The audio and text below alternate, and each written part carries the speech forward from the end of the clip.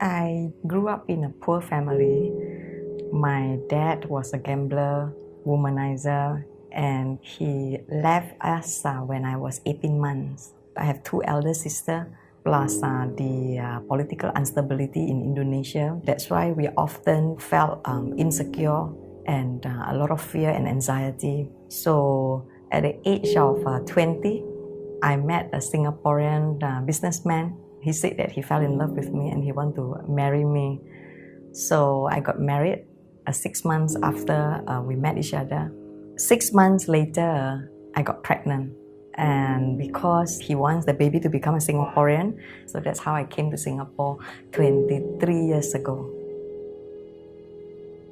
The first time when I came to Singapore, when I walked Orchard Road from the beginning to the end, to me is freedom. It's a freedom that we as a minority Chinese in Indonesia don't get, because we don't walk on the street, we don't take public transport, we don't even play outside, especially for my family, because we are all women and there's no one to protect us. So when I walk on the Orchard Road in Singapore from the beginning to the end, to me it's like, wow, you know, this is freedom.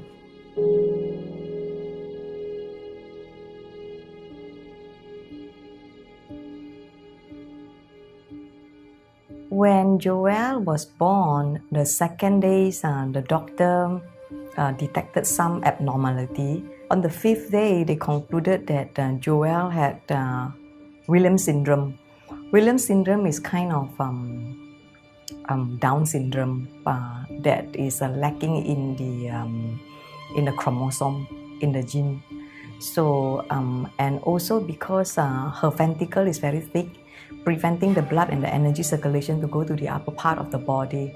So she also developed brain damage, and she also has 3 holes in her heart. And she is also a hemophilia carrier because her father is a hemophilia. The doctor said that she will not live past 3 months. I cannot accept it because I was born in a family that is I was not happy as a child, and when I got married, I hoped to be able to build a happy home, a happy family on my own. But then, where does the 3 holes in the heart come from? Where does the brain damage come from? Where does the Down syndrome come from? I couldn't accept, and I find that life is just so unfair for me. And when we celebrate first month, the father told me that I think we are not meant for each other. I think we have to separate. I was totally shocked because this was the last thing that I ever thought will happen to me. I mean, now we got married and we have a child, and the child is so sick, and because of that, I cannot go back to Indonesia. And the father said that we are not meant for each other. I kept asking, what do you mean by we are not meant for each other? Is there anything that I could make up? You know, is there anything that I can do, I can change? But he said that we are just not meant for each other, and he left the next day without saying anything, without leaving anything behind.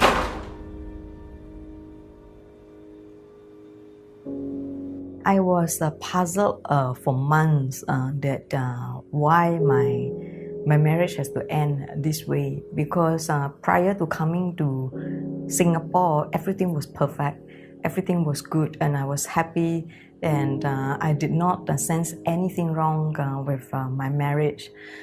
But then why out of sudden things happen in this way? So quietly I booked a ticket, leaving Joel behind. So I stepped into the house, I opened the door, and I saw there's another woman there. A woman living in my house, sleeping on my bed, and my heart breaks. I just thought that perhaps they're happier without me. I just ran outside and I stopped a taxi and I make a detour. I went back to Soekarno-Hatta, the airport, and I just sat there and I rebooked my air ticket and just sat there and cried, and finally I found out a true reason why he said things does not work out in our marriage.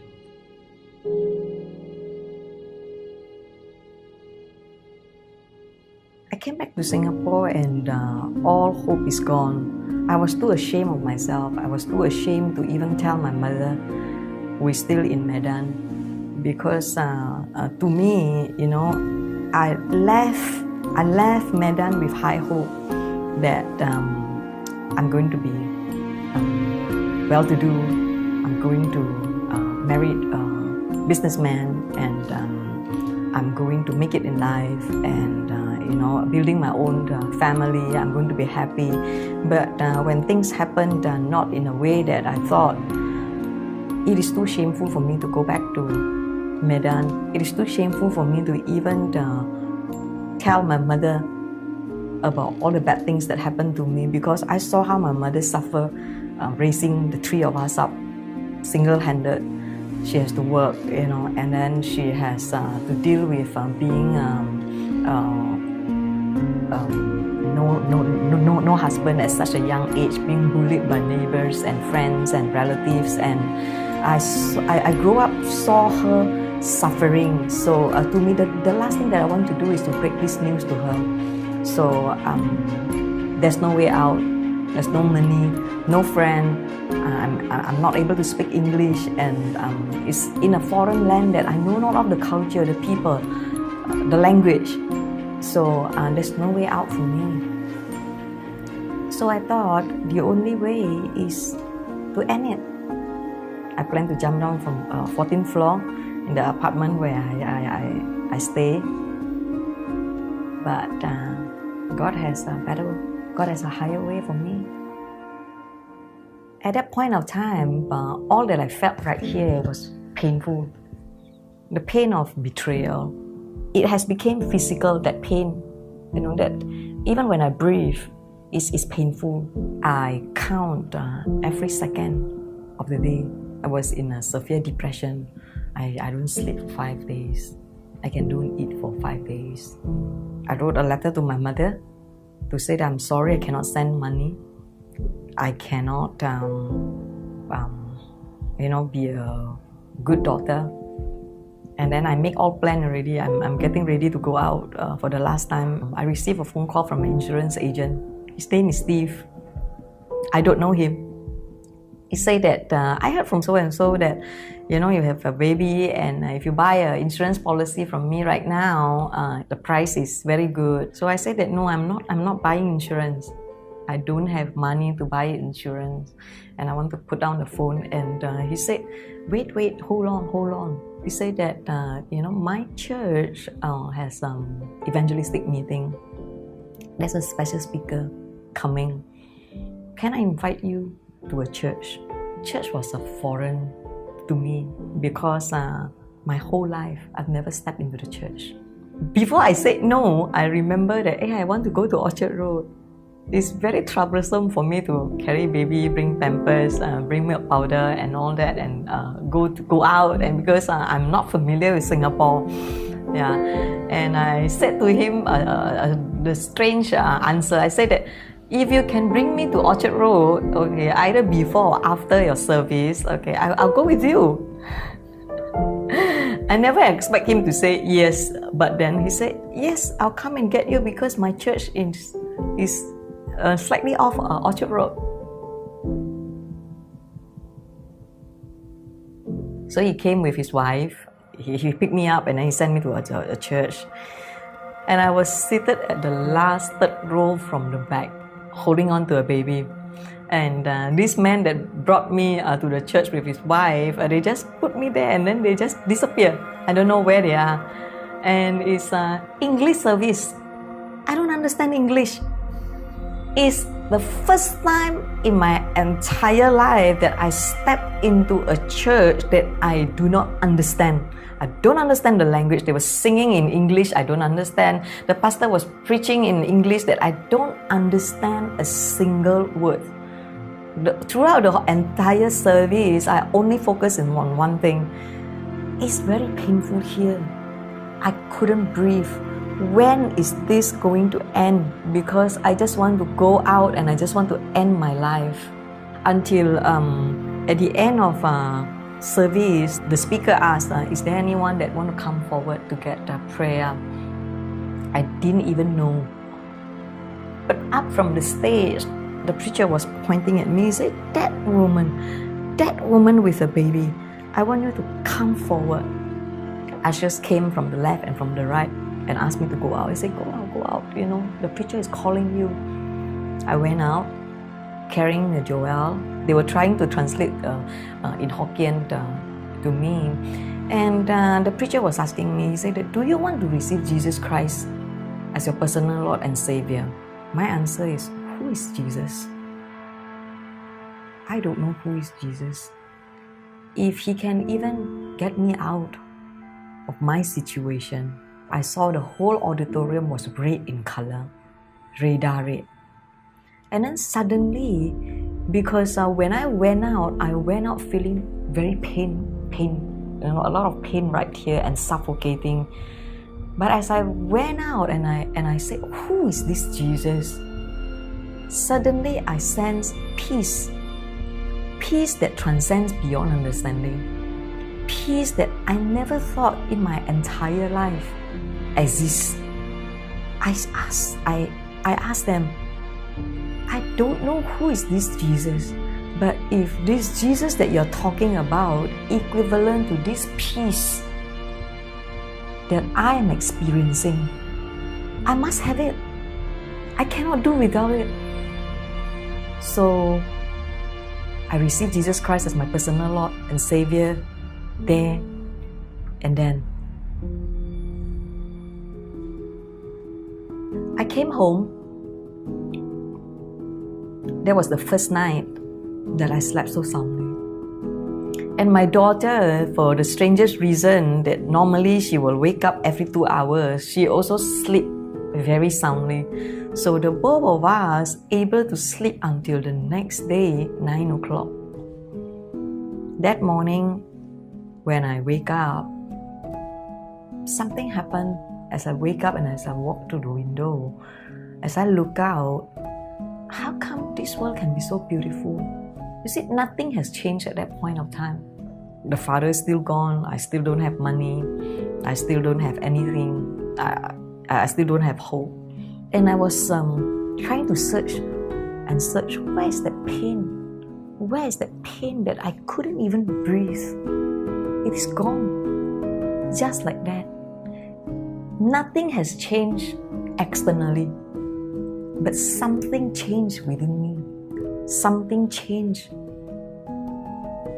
within here. I picked up the letter that I wrote to my mother and I read it again. Somehow there is strength from the inside that tells me that no, I'm not going to die, but I'm going to live.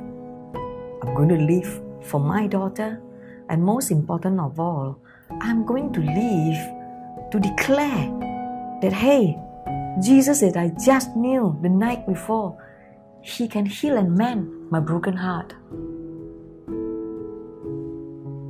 After that experience, I decided that, hey, I want to restart my life all over again. I picked up the courage to call my mother to tell her all the problem. And I asked her that, can you come to Singapore and take care of my daughter so that we can start afresh here in Singapore? I need to go and look for a job. But to look for a job for a foreigner like me, back then, don't speak English, don't know anything. I only managed to go into a first-year university in Indonesia, and then I got married straight away. So in Singapore, my education is not even recognized. I knocked at so many doors and I was rejected. And I thought that what else can I do? You know, maybe I go and sell McDonald's, I go and sell Kentucky. Okay, and again, I went to McDonald's and Kentucky and I was rejected too. So I have to put my resume in a recruitment agent.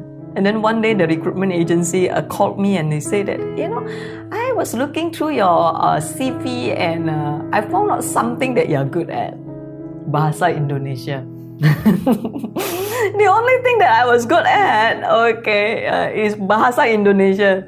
So he said that I have an opening for you, okay, and you will have no problem speaking because all your colleagues, speak Malay. So they put me as a security guard. Yeah, so that was my first job, 23 years ago, as a security guard, earning $2.70 per hour. Yeah, I was there for 3 months as a security guard, and then my supervisor looked at me and he said that, hey, why not I send you for English course so that you can become an operator. So they sent me for English course and eventually I became an operator. And then after that, the recruitment agency gave me another assignment in another company as an operator. And then from the operator, the recruitment agency again referred me to another company. Okay, this is the construction company that they made me an administrator. And then they sent me for further school. From administrator, I became assistant manager. From assistant manager, I became manager and then a senior manager. And then after that, I got headhunted to another company. From a senior manager, I became a general manager. And then from a general manager, I became a managing director. Yeah, just within 6 years. It was really the grace of God. Because if I think back those years, to be honest, I don't know how I went through. I have to work like from 8:30 to 5. And then I have to go to study from 7 to 10. And then when I come home is where the time I take over taking care of Joelle. And Joelle wakes up every 2 hours for her feeding. And because I don't have enough income, I have to look for supplements. So I bake cookies, I pack mushroom, I pack hampers to have income supplements. And plus when I study, eventually when the company sent me for management course, I have to do a lot of paperwork. I have to study very hard. I don't know where does all this strength came from. Maybe one day I only sleep like 2 hours, 3 hours. But the Lord gave me a verse for me to go through it. He said that in Hebrew 11:6, he said that without faith, it is impossible to please God. For whoever that come to Him must believe that He is. And He is the rewarder of those who diligently seek Him. So when I seek Him and look at Him alone, I have to forego my situation. I have to forgo, yes, it's tiring, but instead of complaining, instead of murmuring, instead of being ungrateful, I choose to say that the joy of the Lord is my strength. And that is where I got my strength back all the time without fail. Every time when I felt tired, I would just say that, the joy of the Lord is my strength. And the strength just came. And that keeps me going. I remember I was a human resource manager. As a human resource manager, you need to write a lot of memos, like informing people that, okay, today is public holiday, tomorrow your leave may be, taken, this, and then I have to write a lot of memo. The company gave me opportunity, knowing that my English is so bad, okay, but not everyone are being gracious. And a lot of them are doctors, engineers, professional and all that. And the notice board is right in the middle of a place that everybody every day will walk past. And every time when I want to write a memo to put up on the notice board, I was always in tremble. Because my English was so poor, my grammar is always wrong. And every time when I put out, I will see very soon a red pen, a green pen. Sometimes they will put a turtle, and then they will make fun of me. Like they will put remarks that which school do you graduate from? I mean, everybody in the office will walk past and will look at it and will laugh at me. So every time when I collect back those memorandum with full of remarks and with funny cartoons and all that, and I will ask myself, do I give up? I can give up easily. Every time when I look at that memorandum and when I want to give up, I always remember the Lord's promise to me when He gave me Joel 2:25-26. He said that I will restore to you all that has been eaten by the locust. All the years that the locust has eaten, I will restore to you, and you will eat in plenty and praise the name of the Lord your God who has dealt wondrously with you. And I remember He said this. He said that for my people will never be put to shame. Those who trust in the Lord will never be put to shame.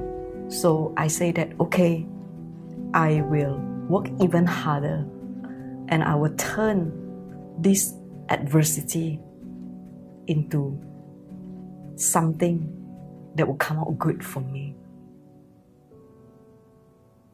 Doctors say that she will not live past 3 months. She lived past 3 months. Doctors say that 6 months at the most, she lived past 6 months. And doctors say that 1 year she'll die, she never died. She asked me to prepare 100,000 Sing dollar for surgery. I don't have 100,000 Sing at that point of time, but I know that I have a big God and I can pray. So I prayed. I stopped seeing doctor because of not having enough money. Joelle was always sick. She's so weak that 1 month she will sick for 3 weeks, and then after that she will get sick again. She's so weak that she's not able to walk. She's only started learning to walk at the age of 4. That's how she grew up. And then she always have problem because she couldn't breathe properly.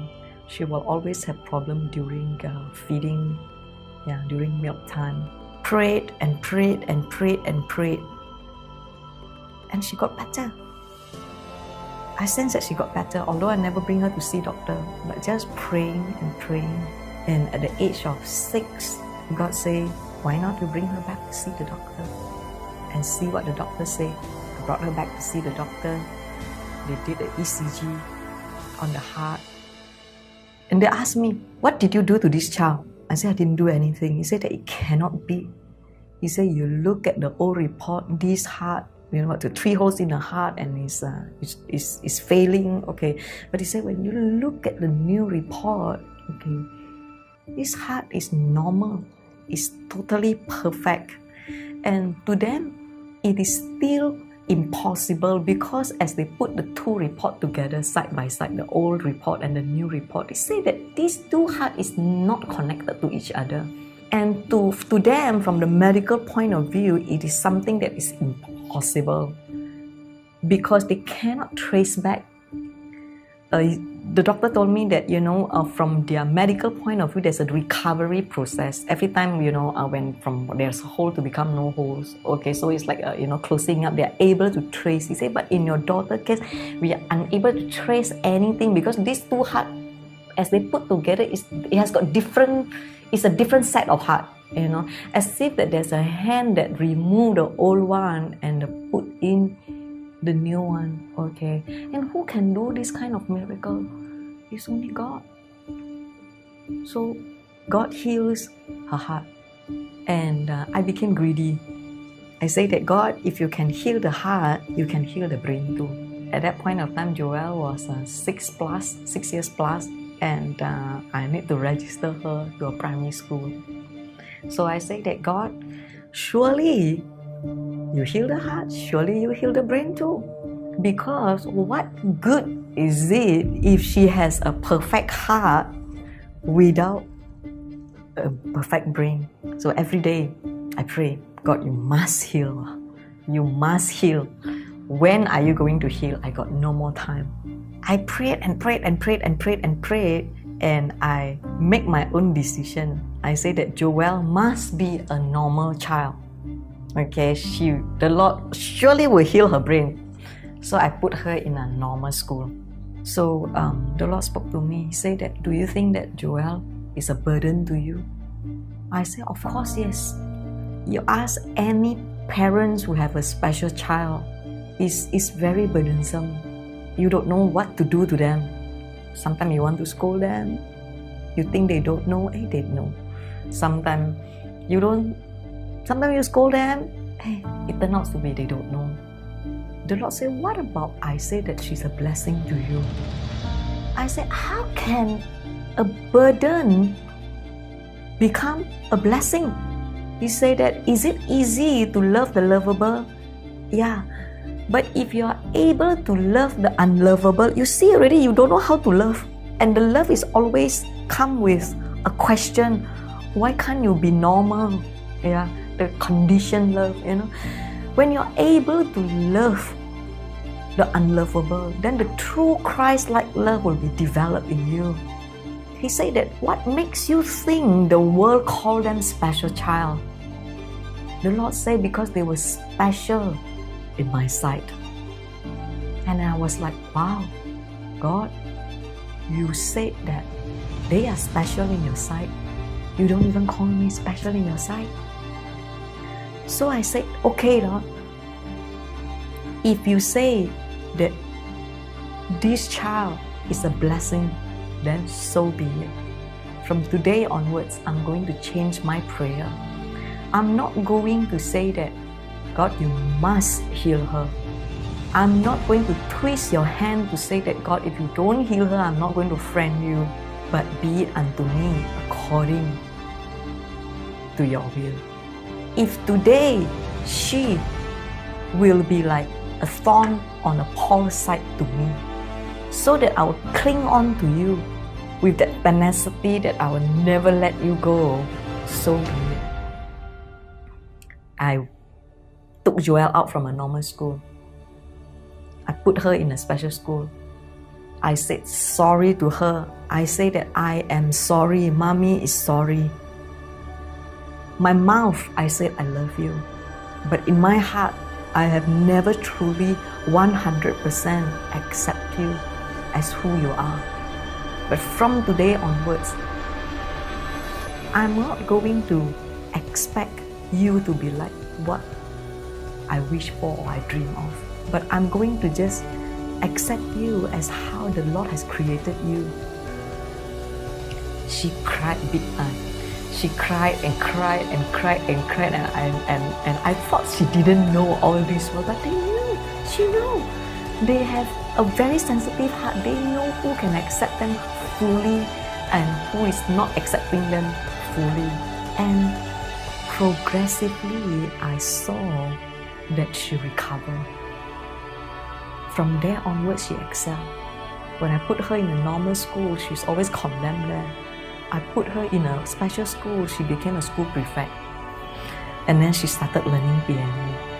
She started singing and dancing. And every now and then, she will tell me things like, Jesus visited me in my dream last night. And she grew and she loved God, and she can do things that normal people can do, normal child can do, except academically she's weak, but the rest of it, she is very good, and I am very happy.